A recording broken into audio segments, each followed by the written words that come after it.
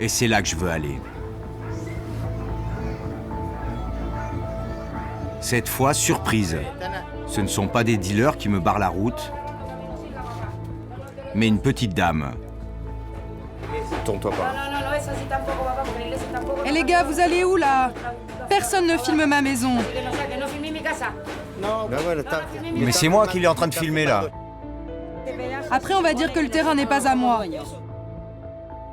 C'est comme ça dans la Vicha, le ton monte très vite, et puis la confiance s'installe. Tu m'as crié dessus, mais moi je veux juste parler avec toi. Je te demande pardon. Non, c'est pas grave. C'est difficile de vivre dans la Vicha. Oui, c'est très dur.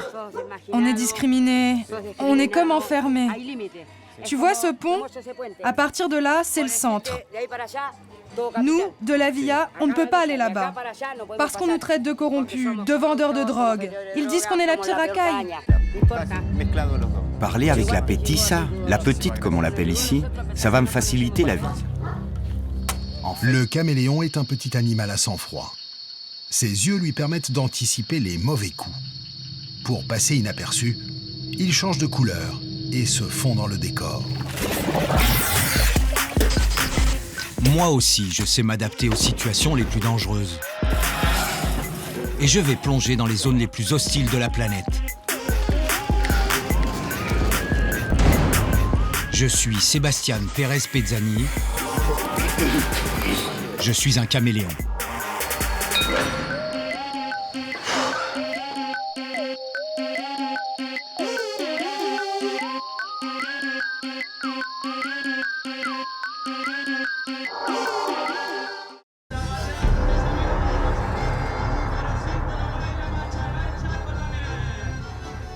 On tombe plus facilement amoureux de la mort que de la vie. Ouais. Beaucoup de gens pensent le contraire, mais c'est comme ça. Ce qu'il y a, c'est qu'on passe beaucoup plus de temps mort que vivant. Ça c'est vrai, bien dit. Je suis en Argentine avec Anna Maria, dans un endroit que seuls les initiés connaissent. Lui, c'est Ézéchiel. Salut, Sébastien, enchanté. C'est un sorcier et il pratique des rituels sataniques.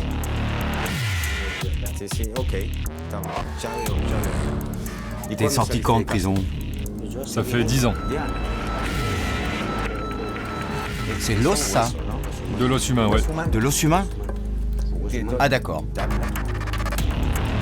La religion d'Ézéchiel, San la Muerte. Un saint vénéré par les criminels du Paraguay et d'Argentine. Un mix de catholicisme et de croyances indigènes. Les fidèles idolâtrent le Seigneur de la mort pour se protéger du mauvais sort, de la police et des blessures par balle. Comme dans toutes les religions, il y a les prières, les offrandes, mais il y a surtout les reliques que l'on s'implante sous la peau des os humains. Pour avoir le droit d'assister à cette cérémonie, j'ai dû passer une semaine dans la Villa 21, le plus grand bidonville de Buenos Aires.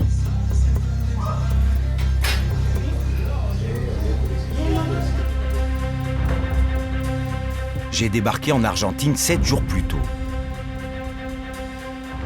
Buenos Aires, c'est l'une des plus belles capitales d'Amérique. Mais je ne suis pas venu faire du tourisme. En partant du centre-ville, je vais à peine parcourir 5 km et changer de planète. À partir de là, il vaut mieux pas filmer. Baisse la caméra là. Bah attends, éteins ta caméra là. Personne ne s'aventure dans la Villa 21, même pas la police. Là-bas, on ne peut pas y aller. Nous, ils nous traitent de corrompus, de la pire racaille. Arrête de filmer ou je te casse ta caméra. Braquage, agression, meurtre font partie du décor. Les dealers qui sont tout autour de la maison, c'est chiant. Les narcos tiennent la rue et font la loi. Tout ça à cause du Paco, la drogue des pauvres qui transforme les toxicos en zombies. Dans la Villa 21, il n'y a plus que les prêtres pour faire face. Et ça peut leur coûter la vie.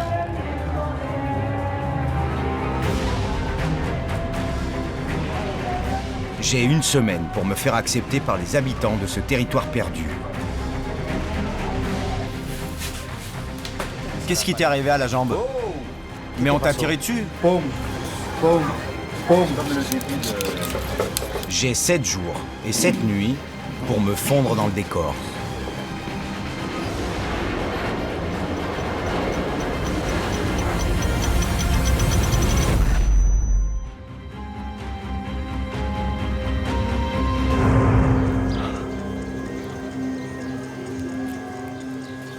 Pour savoir où commence la Vija 21, il suffit de regarder par terre. C'est là où le bitume s'arrête. En Amérique du Sud, le moindre terrain vague est un terrain de foot.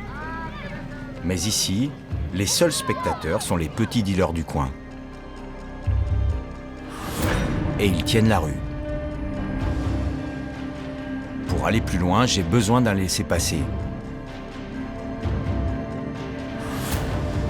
Celui qui va me faire entrer dans la Vija 21, c'est Matute. Il est connu comme le loup blanc. Aujourd'hui, c'est un simple chauffeur de bus, mais il n'y a pas si longtemps, avec son gang, il faisait régner la terreur dans le quartier. Présente-moi les mecs là-bas, comme ça, s'ils ont un problème avec la caméra, je peux leur expliquer. Il connaît les codes de la rue. C'est l'un des rares à pouvoir communiquer avec les dealers. Pendant plusieurs heures, je vais me balader avec lui. Vous faites quoi là? Je suis avec un pote là, on va juste filmer un peu. Ah ok, allez-y. Ça y est, je viens de franchir le premier barrage. Je suis officiellement entré dans la Vija. Pour filmer ici, je dois me faire voir aux côtés de Matute. Et c'est pas gagné. Baisse la caméra là.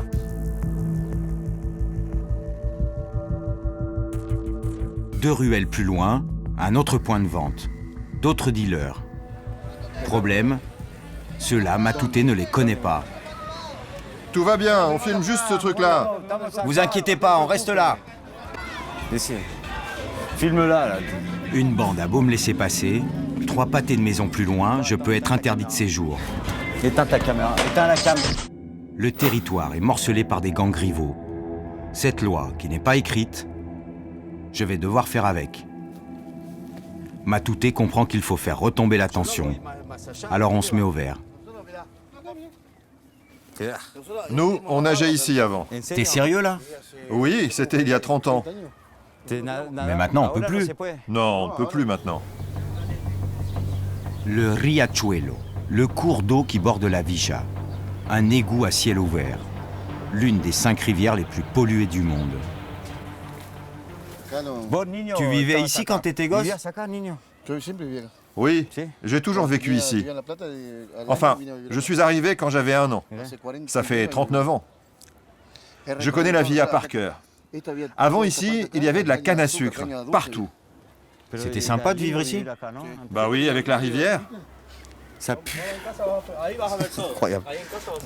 L'odeur, c'est pas possible là. Oui, ça pue vraiment. Pas facile de s'orienter dans une Vija. Toutes les ruelles se ressemblent. Pour me faire comprendre où je suis, Matute m'invite sur sa terrasse.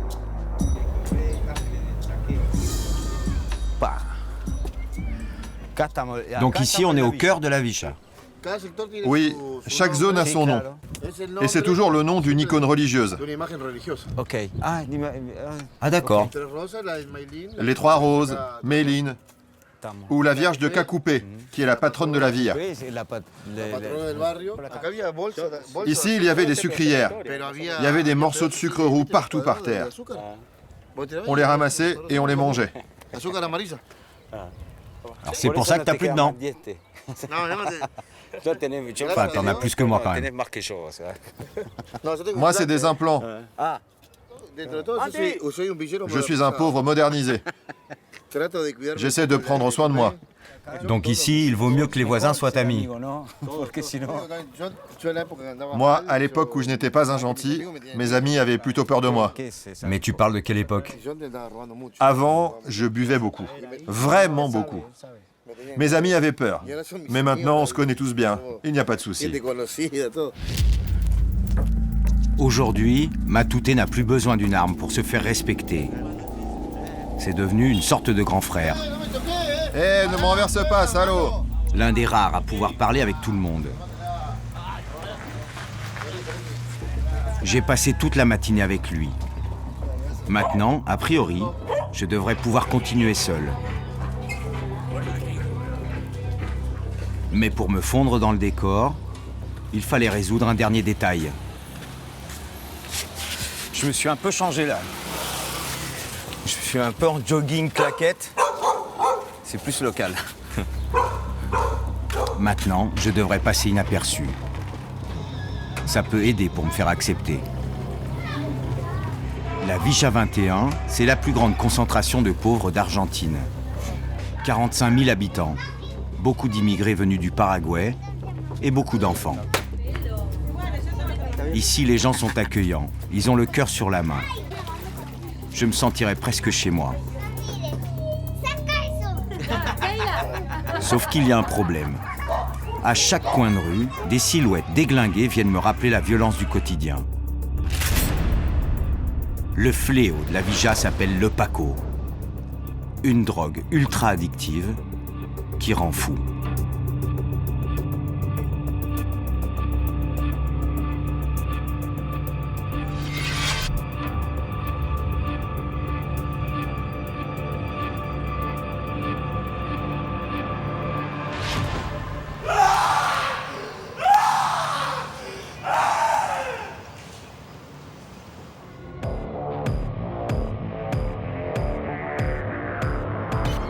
Une fois par an, l'État envoie des troupes armées jusqu'aux dents pour faire le ménage. Et à chaque fois, après l'assaut, la police étale son butin devant les caméras. Le reste de l'année, la Vicha, c'est le territoire des narcos. Et c'est là que je veux aller. Cette fois, surprise. Ce ne sont pas des dealers qui me barrent la route, mais une petite dame. Tourne-toi pas. Eh les gars, vous allez où là? Personne ne filme ma maison. Mais c'est moi qui l'ai en train de filmer là. Après, on va dire que le terrain n'est pas à moi. C'est comme ça dans la Vicha, le ton monte très vite, et puis la confiance s'installe. Tu m'as crié dessus, mais moi je veux juste parler avec toi. Je te demande pardon. Non, c'est pas grave. C'est difficile de vivre dans la Vicha. Oui, c'est très dur. On est discriminés. On est comme enfermés. Tu vois ce pont? À partir de là, c'est le centre. Nous, de la Villa, on ne peut pas aller là-bas. Parce qu'on nous traite de corrompus, de vendeurs de drogue. Ils disent qu'on est la pire racaille. Parler avec la Petissa, la petite comme on l'appelle ici, ça va me faciliter la vie. En fait, dans la Vicha, on n'aime pas les visiteurs. Mais dès qu'on est sûr que je ne suis ni flic, ni indique, je suis le bienvenu. On va se faire un petit maté. Du maté froid? Oui, tu bois du maté? Bah oui, mais comme les Uruguayens, chaud et amer. C'est une coutume paraguayenne. Avec du citron? Oui. Bah c'est comme un thé froid. Tu sais pourquoi les jeunes boivent tout ça? Les lendemains d'alcool et de drogue. Ah, ça te nettoie. El Cholo, c'est le voisin de la Petissa. Et son pâté de maison, c'est un nid de dealer. Il les connaît tous.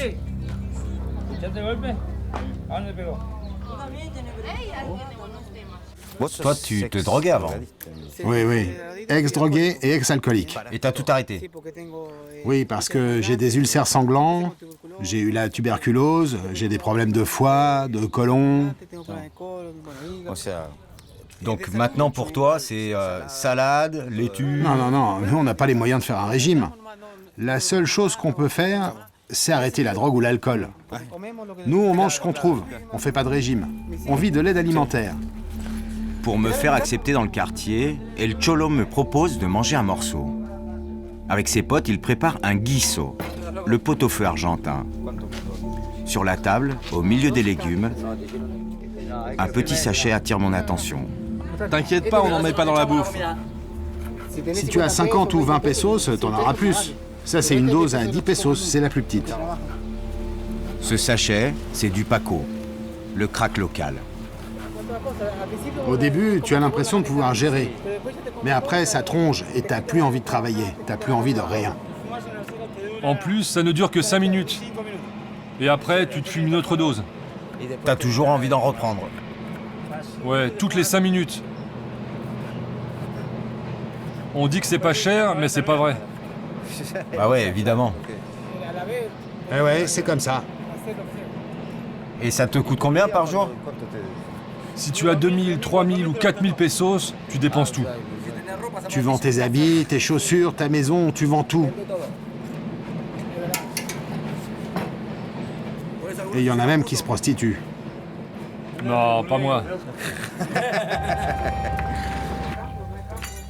Tout avait bien commencé. Je croyais m'être fait accepter, mais j'avais oublié que je n'étais pas venu seul. Et Grégory, mon caméraman, n'est pas le bienvenu. Le voilà le danger. On a l'impression d'être à la cool, et puis d'un seul coup, tout peut basculer. Qu'est-ce qui t'arrive, toi? Arrête de filmer ou je te casse ta caméra. Et ils n'ont même pas encore mis le poulet à cuire. Quel fils de pute! C'est bon, y a pas de problème. On est là pour partager un repas. Hé, c'est pas toi que j'ai vu l'autre jour près de chez moi, là? Avec des bottes? Tu venais de te réveiller. Hé, toi, tu filmes pas, là? Là, je suis pas bien. Mes nouveaux copains enchaînent les bouteilles et les doses de Paco. Et le dernier arrivé est bien perché. Toi, t'es plus petit que moi, mais t'es plus grand. Toi, t'as fait beaucoup d'études. Moi, j'en ai pas fait beaucoup. J'ai arrêté l'école à 12 ans.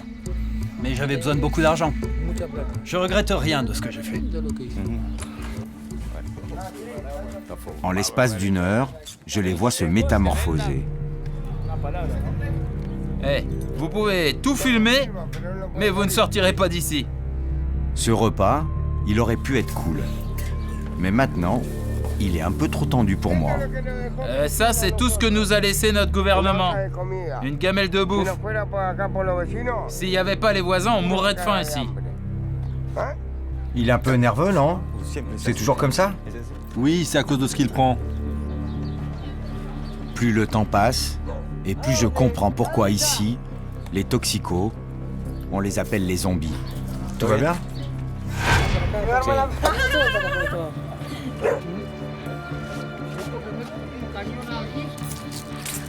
Ils ont passé toute l'après-midi à fumer du Paco, là. Oui, ils fument toute la journée. Mais ils vont pas manger, ils auront pas faim. Attends, moi je vais m'asseoir, j'aime pas manger debout. Ah, ils ont tellement pris de drogue, dans toute l'après-midi, là. On leur avait préparé à manger. Il n'y en a pas un seul qui a faim. Ça coupe la faim, le Paco. Ah.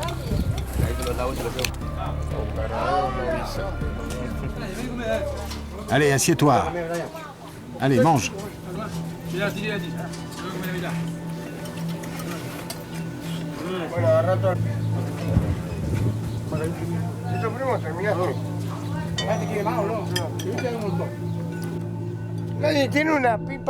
Quelqu'un aurait une pipe à me prêter pour que je m'envoie une dose? Je laisse le cholo s'occuper de ses morts-vivants. Dans moins d'une heure, il fera nuit. Il va falloir que je me mette à l'abri.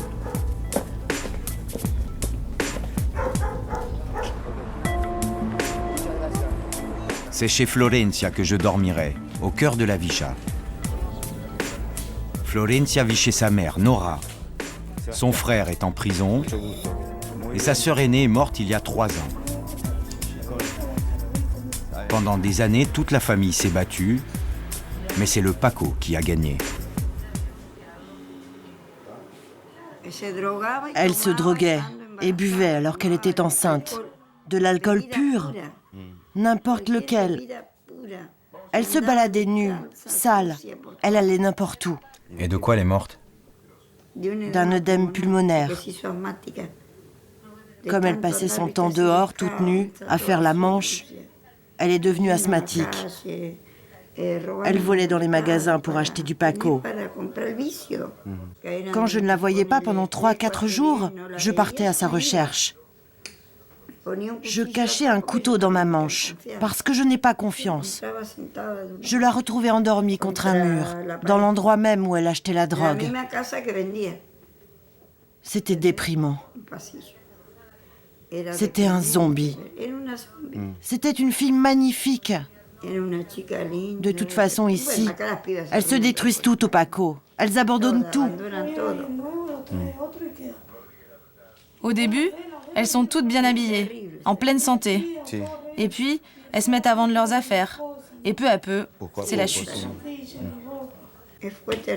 C'est terrible. Tu sais ce que c'était de vivre avec elle? J'allais la chercher. Et on me disait, mais tu n'as pas peur? Comment je pouvais avoir peur? C'était ma fille.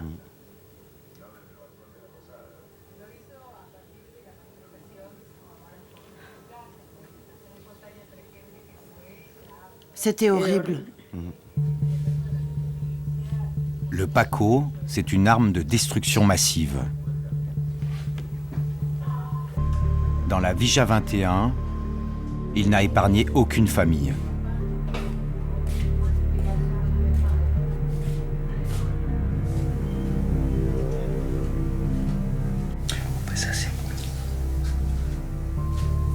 La nuit est tombée. Dans cette maison au toit de tôle, sans fenêtre, il fait une chaleur suffocante. Mais pas question d'aller prendre l'air. Nora m'interdit de sortir, pour ma sécurité, mais aussi pour la sienne. Les dealers qui sont tout autour de la maison, c'est chiant. Moins on me voit chez elle, mieux c'est.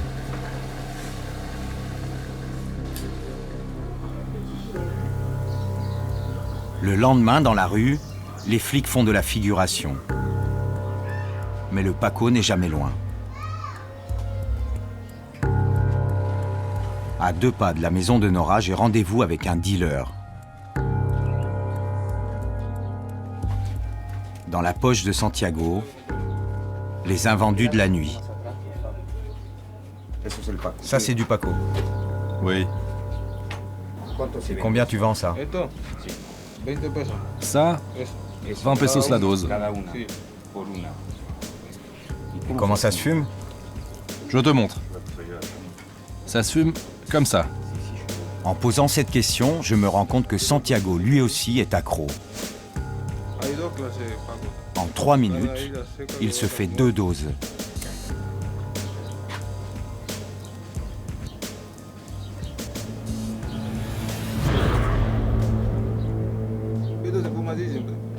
T'as commencé à quel âge? À 12 ans, je fumais des joints. Puis j'ai commencé à vendre de la marijuana. Et à 17 ans, j'ai commencé à fumer du Paco. Tu vis où? Chez tes parents? Mon père, il habite par là. Et moi, j'habite ici. Mais tes parents, ils sont au courant? Oui, ils savent. Ils sont au courant de tout. Ils ne peuvent rien faire. Ils se sont résignés. Qu'est-ce qu'ils peuvent faire? Tu sais, ici, tout le monde vend. Et dans le quartier, il y a des gros trafiquants. Des durs. C'en est rempli ici. Je me fais une dernière dose et après j'arrête. Le Paco, c'est un cocktail explosif. Résidus de cocaïne, morora, kérosène, solvants en tout genre, aussi toxiques qu'addictifs, il ravage le système nerveux.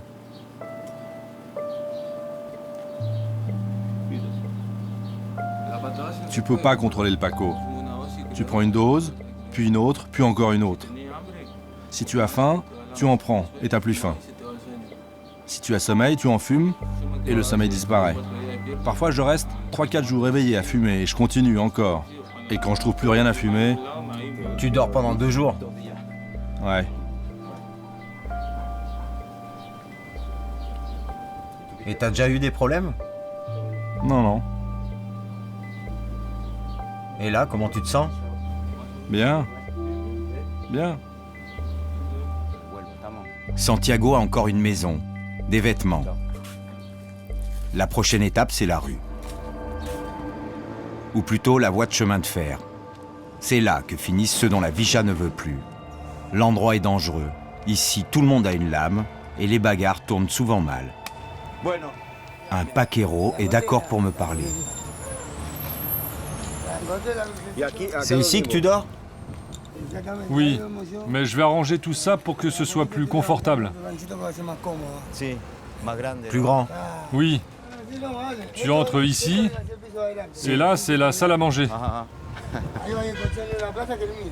Là, c'est bien pour s'asseoir et pour manger. Je peux m'asseoir alors? Oui, oui, oui.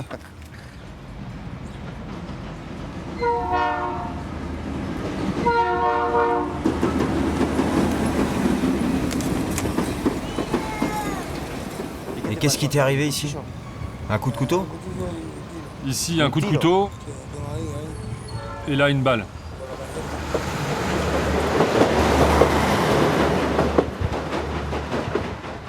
Ça fait combien de temps que t'es là? Ça fait 6 mois. Je m'en étais sorti, mais je suis retombé. J'ai des problèmes personnels et je ne veux pas y mêler ma famille. Mais ce n'est pas du vice, parce que moi je peux m'arrêter quand je veux. Mais tu peux arrêter toi? Moi j'arrête quand je veux. T'es sûr? J'ai aucun problème. C'est pas la drogue qui commande chez moi. Ce qui est clair, c'est que le Paco n'en sort pas tout seul. Alors d'anciens toxicos quadrillent la Vicha à la rencontre des plus abîmés. Nous, on vient voir nos amis pour leur montrer qu'ils ne sont pas seuls. Que si nous on s'en est sortis, eux aussi ils peuvent y arriver. Il faut leur montrer que c'est possible. Micaela et Hector sont sortis du Paco il y a un peu plus d'1 an.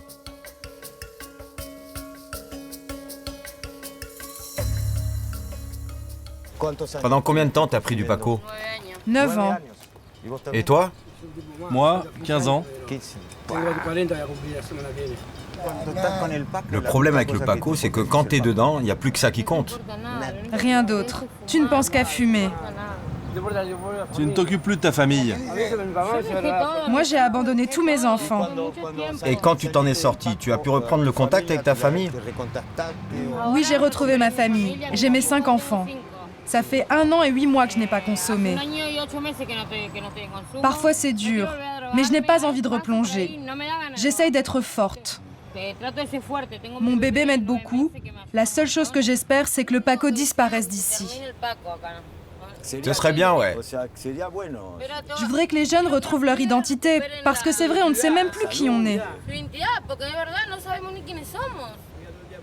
Tu traînes dans la rue, tu fais des conneries, tu voles. C'est ça la vie de la rue.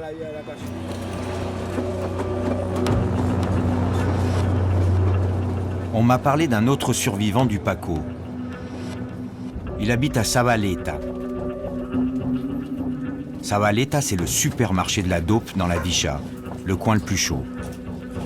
On ne peut y accéder que par des ruelles aux mains des gangs qui se font la guerre. Eh oh, tu peux pas filmer. Non mais c'est bon, on filme pour la télé française là. Eh ben tu filmes pas.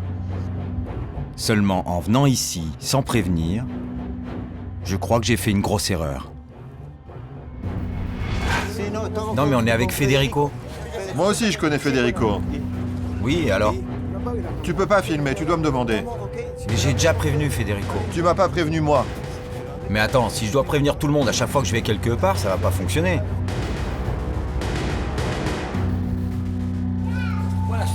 Bonjour. Comment ça va? En marchant dans les rues de Zabaleta, je me suis fait repérer par un groupe de dealers. Et ça met Federico dans l'embarras. Attends, on n'a rien filmé là. Le problème, c'est qu'ici, tu t'arranges avec un mec, mais il y en a un autre qui déboule pour te braquer. Le mieux qu'on ait à faire, c'est de se camoufler et partir discrètement. Hein. Ici, c'est pas comme dans les favelas où tu demandes au chef et plus personne t'emmerde. Non, ici c'est le supermarché de la drogue. Ici, le vendredi et le samedi, à 18h, tous les jeunes arrivent en courant. Ils viennent faire leur shopping. Ils viennent acheter leur dose.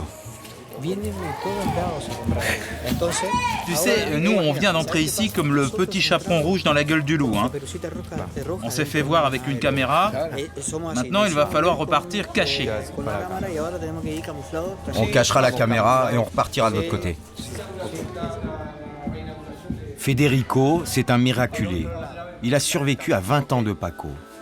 Aujourd'hui, il s'occupe de la chapelle de Zavaleta, une oasis dans ce quartier gangréné par la violence.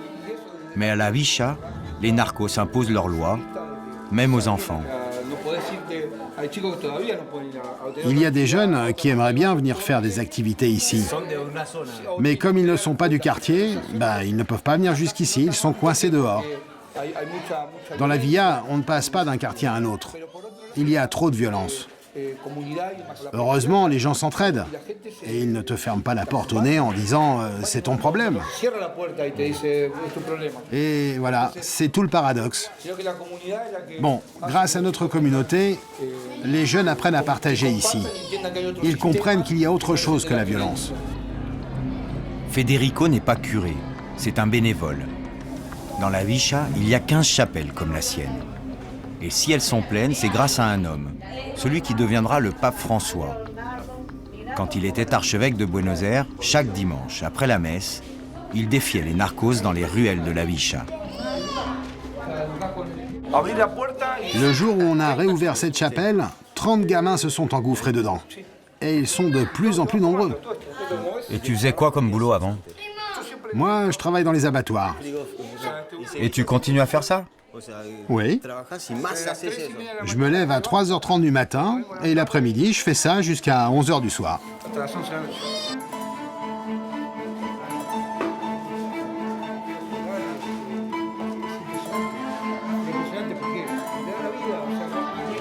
Voilà.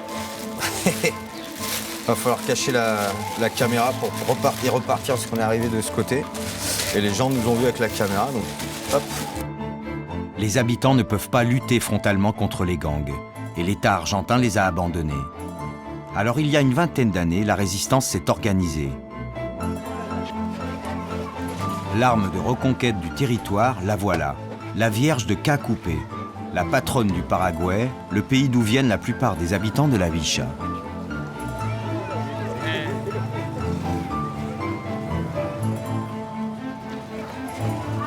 Aidez-le à soulever tout ça. Isidora a le privilège de préparer la Vierge pour l'événement de l'année, la procession du 8 décembre. Mettez ça bien droit comme ça. Une fois par an, toute la population de la Villa 21 se retrouve dans la rue, derrière la Vierge. Quand la Vierge est arrivée, ça a régénéré le quartier. Tout le monde est venu, c'était impressionnant. À partir de là, tout a changé. Les gens ont commencé à parler entre eux. Oui, de Zavaleta, on ne pouvait pas venir ici. Et d'ici, on ne pouvait pas aller vers Zavaleta. Maintenant, on est tous unis. Sauf quelques-uns quand même. Oui, c'est vrai. Ça, c'est pour la préparation de la Vierge?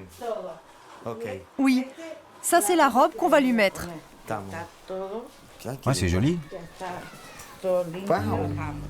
C'est une tragédie qui a poussé Isidora dans les bras de la Vierge de Cacupé.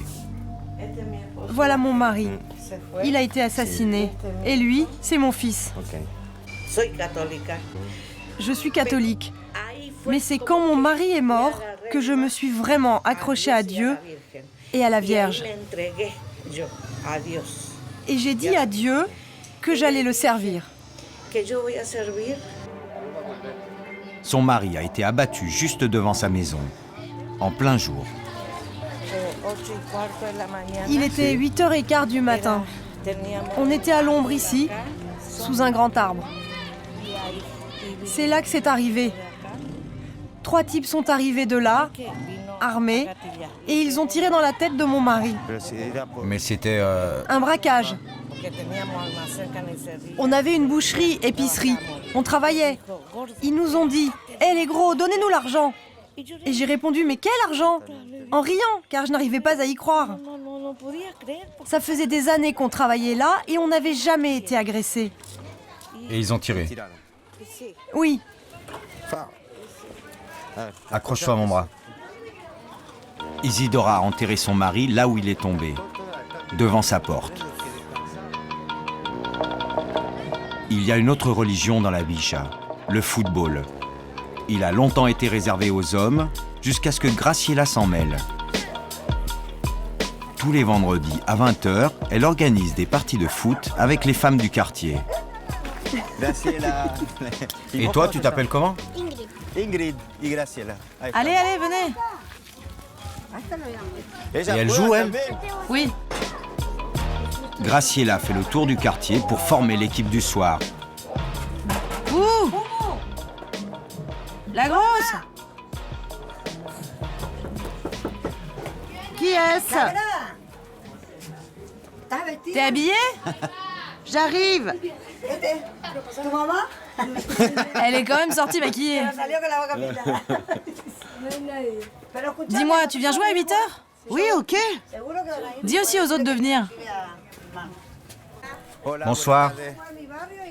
Vous venez jouer à 8h? À 8h? Où ça? À la patrie.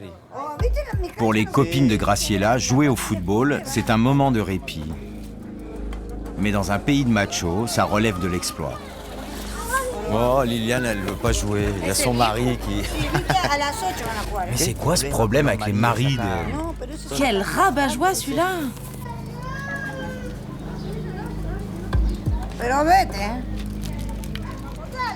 Il y a bien un terrain de foot dans la Villa, un vrai, avec éclairage et gazon synthétique. Mais depuis peu, tous les soirs, il se transforme en lieu de deal. Alors les filles préfèrent jouer entre 4 murs. Hola, buenas! Ici au moins, elles sont en sécurité.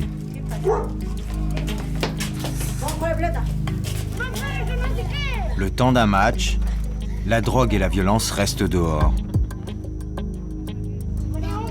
Et moi, je suis le seul homme autorisé.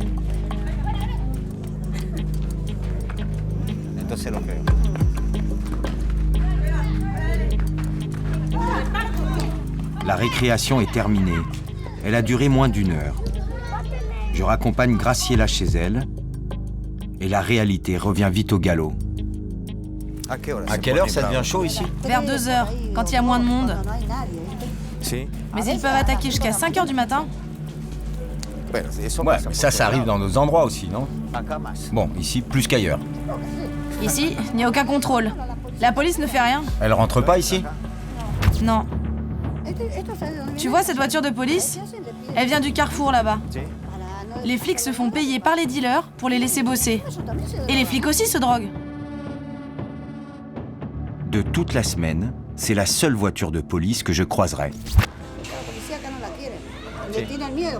Ici, les gens n'aiment pas la police. Ils en ont peur. Les policiers ne te défendent pas. Un jour, un flic est arrivé, il courait derrière un type à moto. Il s'est mis là, comme ça, et il a commencé à tirer sur tout ce qui bougeait. Tu te rends compte? Il y avait des enfants partout autour. Federico m'a invité à dîner dans sa chapelle. J'espère que ça se passera mieux que mon premier repas. C'est le barbecue de la semaine. En Argentine, on ne plaisante pas avec el asado, la viande grillée. Tous les enfants du quartier sont là.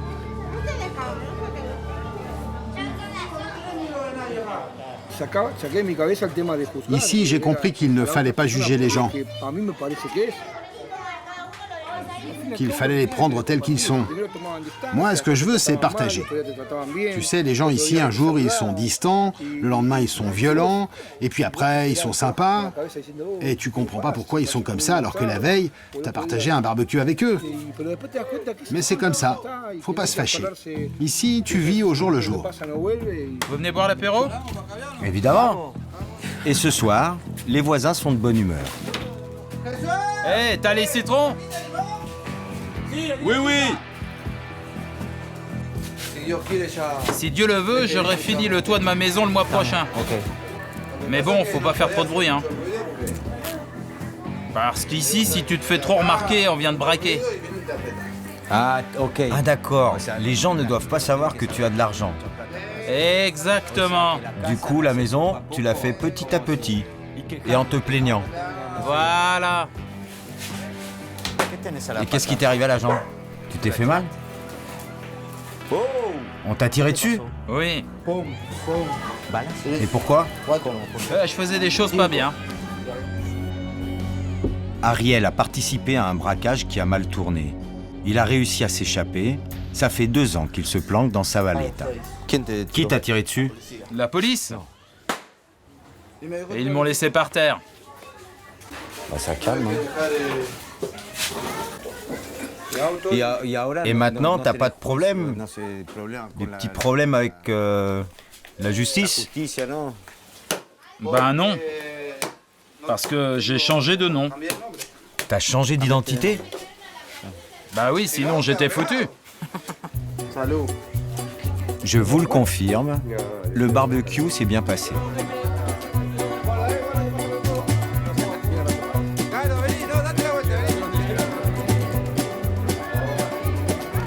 Le 8 décembre, on ne reconnaît pas la Vicha. Il fait beau, les gens sourient, les rues sont pleines à craquer. Du lever au coucher du soleil, la Vierge de Cacupé impose une trêve aux trafiquants.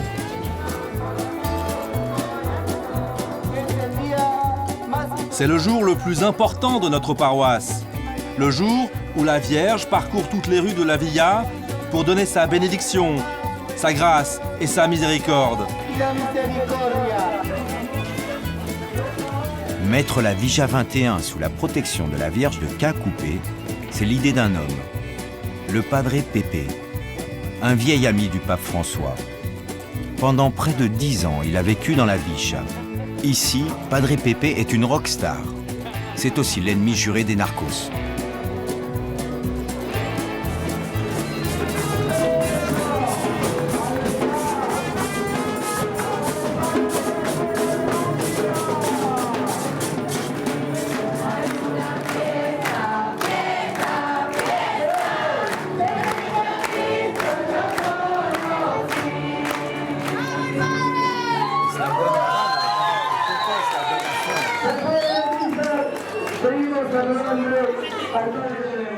C'est une émotion énorme.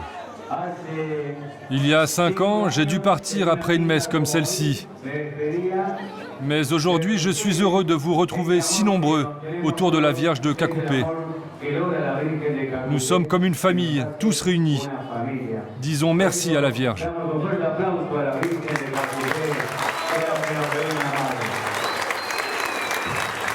Quand il est arrivé dans cette paroisse en 1997, le Paco commençait à faire des ravages. Pendant des années, Padre Pepe s'est battu pour maintenir les jeunes à l'écart de cette drogue et il est devenu la cible des narcos.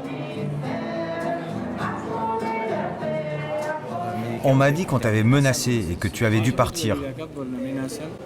Oui, j'ai dû partir parce que j'ai reçu des menaces de mort en 2009 et en 2010 aussi. Les narcos? Oui.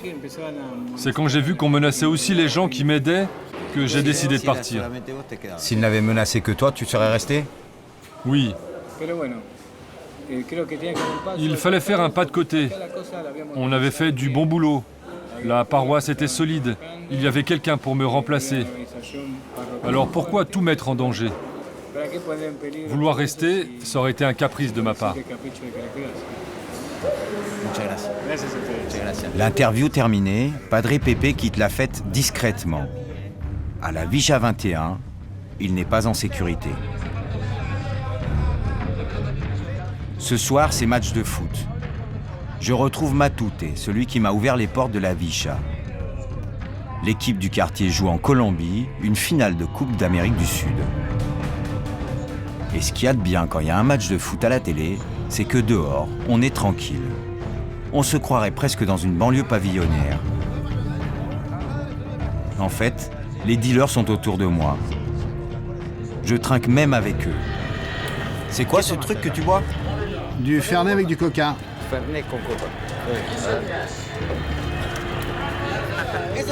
C'est typiquement argentin.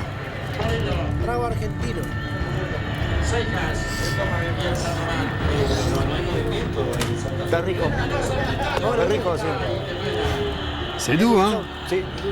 C'est peut-être doux, mais ça fait tourner la tête. Alors au bout du 3e, même les dealers deviennent bavards. Et l'un d'entre eux va me révéler un secret. Il m'apprend que les narcos ont leur propre religion. San la Muerte.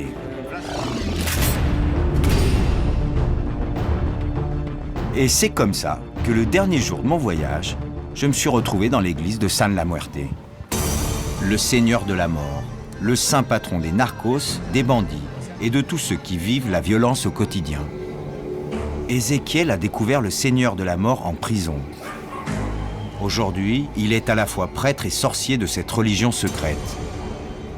Pour protéger ses fidèles du mauvais sort, il place sous leur peau des os humains. Quand j'ai dit à Ézéchiel dans quels endroits je m'aventurais pour faire mes films, il m'a fortement conseillé de me convertir. Et moi, j'ai accepté.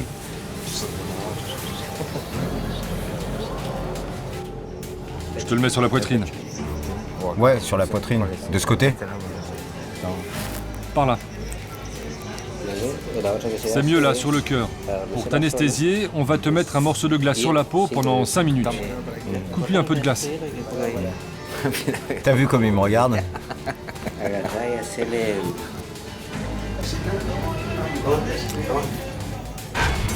Là, ça commence à m'inquiéter un peu.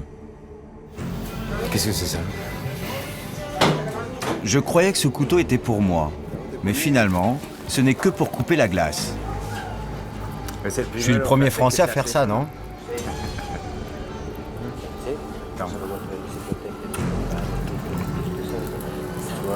Une dernière prière catholique, mais à la sauce chamanique. Et voilà la relique qu'il va me placer sous la peau. Un bout d'os humain qu'Ézéchiel a prélevé sur un cadavre et qu'il a sculpté lui-même.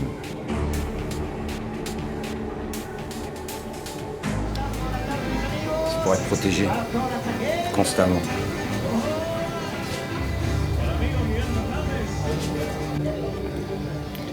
C'est bon?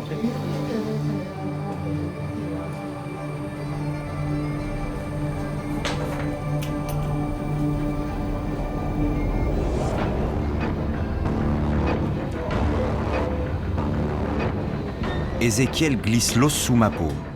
Quelques minutes plus tard, il m'a déjà recousu. Je devrais être soulagé, mais c'est tout le contraire.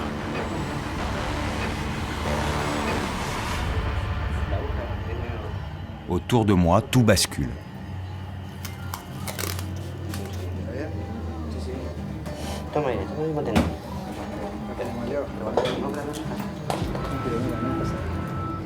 À partir de là, je ne me rappelle plus de rien.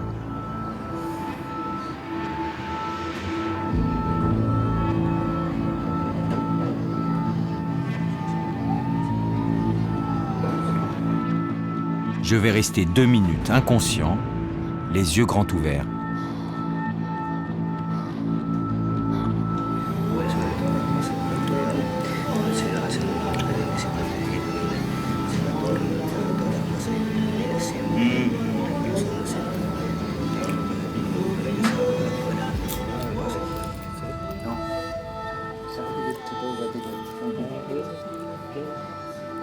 C'est bon.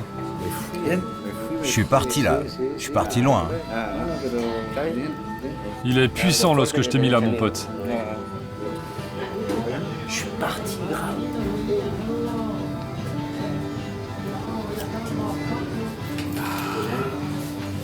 Cette fois, mon voyage est vraiment terminé.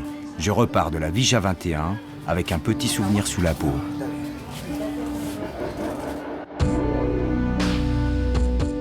El Cholo, lui, continue de prendre soin de ses zombies en tentant de leur apporter un peu d'humanité.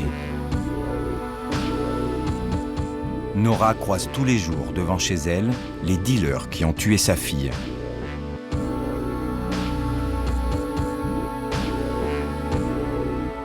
Matouté, l'ancien chef de gang devenu grand frère, joue tous les jours le pacificateur. El Padre Pepe. On dit que le pape François veut l'appeler auprès de lui au Vatican. Comme ça, au moins, il devrait être en sécurité.